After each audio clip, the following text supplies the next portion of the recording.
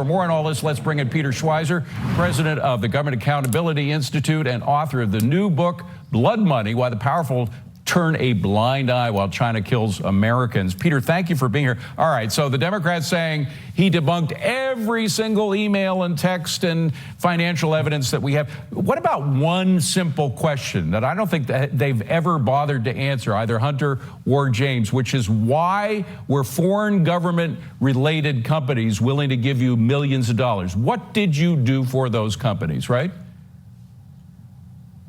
No, you're right, David. And by the way, they kept sending money. They'd send $5 million here. They'd send another $1 million there.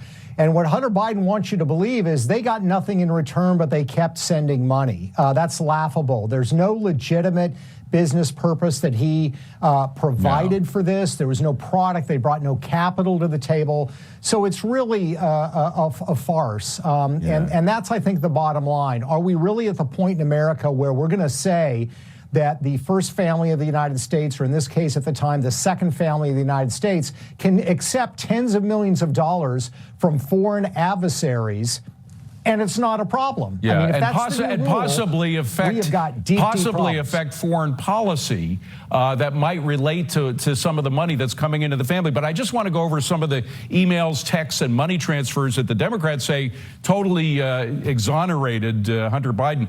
The first one is that very mysterious check, or there were actually two of them. One was for $200,000, another was for $40,000, that said loan repayment. The $200,000 check, which is up on the screen now, coincided timing-wise with a particular business deal, did it not? And of course, loan repayment, we never have any evidence of a loan ever having been made. But what about the timing of this check?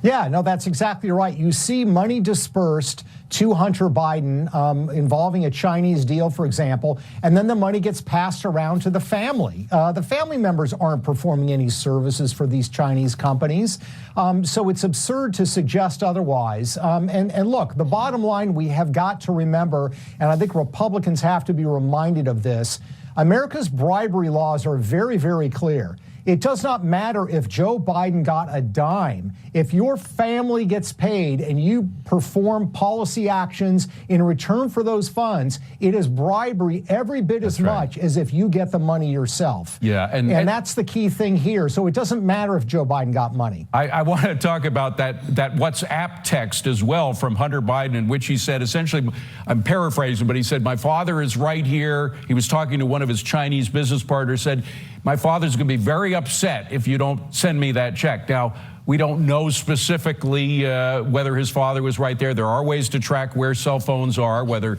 Joe Biden's and Hunter Biden's phone were close to each other at that time. But there is a lot of evidence like that exists, isn't there?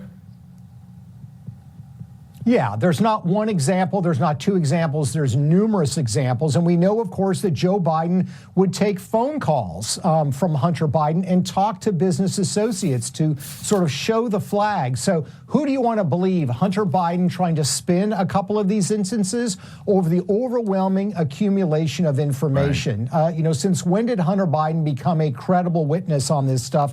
They've lied since 2018 when we first exposed this stuff. All right, Peter Schweizer, I want to give the book another plug. It's called Blood Money, Why the Powerful Turn a Blind Eye While China Kills Americans. You got to come back, talk more about fentanyl and why maybe the Biden administration is as tough as they should be against fentanyl. Peter, thank you very much for being here.